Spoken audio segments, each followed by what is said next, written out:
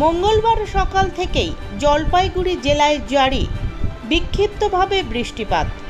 NH-31 Jaldhaka নদীর অসংরক্ষিত এলাকায় লাল সতর্কতার পাশাপাশি তিস্তার মেখলিগঞ্জ এবং দোমাহানি নদীর সংরক্ষিত এলাকায় জারি রয়েছে হলুদ সতর্কতা।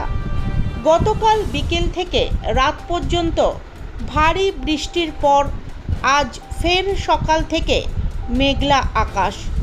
বিক্ষিপ্তভাবে বৃষ্টি শুরু হয়েছে জলপাইগুড়ি জেলা জুড়ে।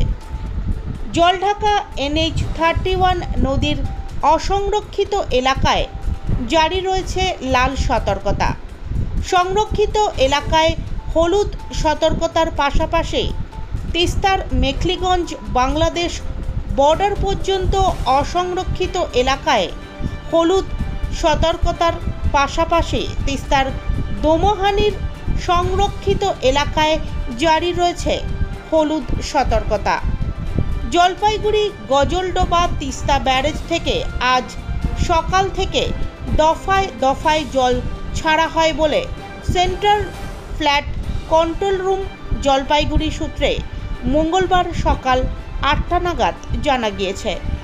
পাহাড় এবং সমতলে বৃষ্টির কারণে আজও তিস্তা এবং জলঢাকা সহ বিভিন্ন নদীর জল ক্রমেই বাড়ছে।